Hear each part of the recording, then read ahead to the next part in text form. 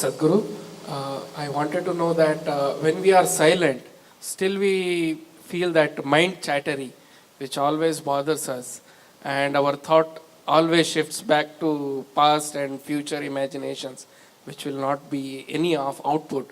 How to get rid of it? A whole lot of thought about this thoughtlessness. Thoughtlessness, no mind, these kinds of terms have been propagated all over the place, and these terms have been badly misunderstood and made into all kinds of things, and people are striving how to stop my mind.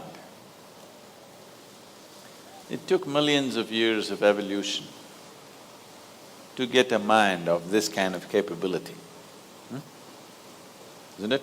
Millions of years of tremendous amount of nature's work that today you have a mind of this kind of scope. And now you want to stop it. Why is it that you want to stop it? If your mind was constantly producing absolute pleasantness for you, would you think how to stop this mind? Would you? No. It's producing a lot of unpleasantness. That's why you're thinking of how to stop the mind. This is the first thing, wherever you go in the world, this has gone so much into people's mind. If you tell them you meditate, they say, "But Sadhguru, I'm not able to stop my mind." I said, that will happen only after you stop your kidneys, liver, heart. You stop all these things, then the mind will also stop. Do you want it to stop? No. Then why do you want the mind to stop? Why do you have such a horrible prejudice against the mind? You don't mind if your heart is beating, you can meditate. You don't mind if your liver is working, you can meditate. Your kidneys are functioning, you can meditate. If your brain functions, you can't meditate, what is the problem? You seem to have something against intelligence, isn't it? This is the conspiracy of the stupid against human intelligence, that to meditate means your brain must be frozen. No. You don't have to freeze your brain. We were looking at this yesterday itself. We will initiate you into Shambhavi. It's a simple process. There are many ways to do it, this is one simple way. But it's a powerful process. If you sit here, you will see your body is here, your mind is somewhere, who you are is somewhere else. Once there is a space between you and the mind, then what the mind is not doing, what the mind is doing is not even an issue. It is like you're stuck in the traffic jam. You're struggling through the traffic. That's one experience. Suppose you are either standing on Chamundi Hill or you're floating in a hot air balloon and look down at all the traffic. Very peacefully, traffic. Why? There's a distance, isn't it? When you're in it, traffic is a different experience. From really high up there, sitting in a hot air balloon, you look down, you can't even hear the sounds. Looks wonderful, traffic, isn't it? Yes or no? Yes. Because there's a distance. So once there's a distance between you and your mind's activity, mind is not a problem. Mind is a miracle, it is not a problem.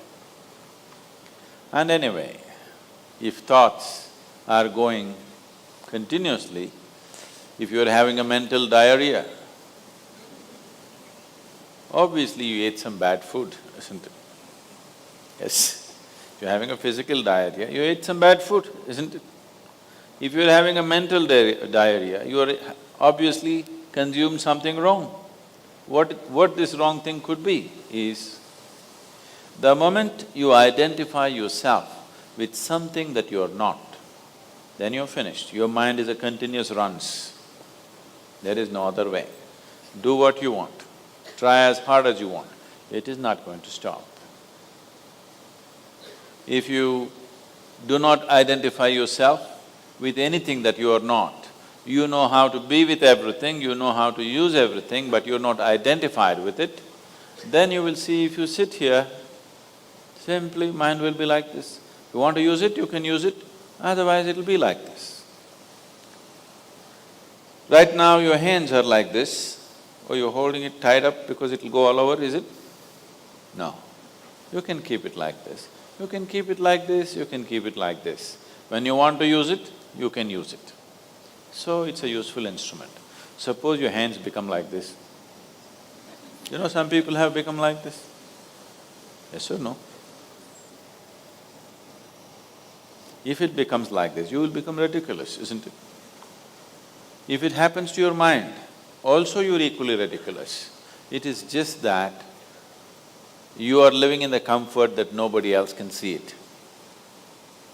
But people can see it. They watch you closely enough, they can see it, isn't it? And whether they can see it or not, that's not the point. The point is, the most important faculty of your life is out of control. Doesn't matter whether they can see it or not, that's not the issue. The issue is, the most important faculty in your life is out of control, doing its own rubbish all the time, not doing what you want it to do. So, if you have to be freed from this ailment, you should stop eating bad food. Wrong food or bad food means you are identifying yourself with things that you're not. If you sit here, if you're not identified with this and with this, then you will see everything is just fine.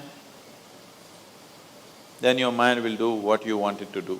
Otherwise, it'll simply hang there, and that's how it should be. Mind should not be telling its own stories all the time.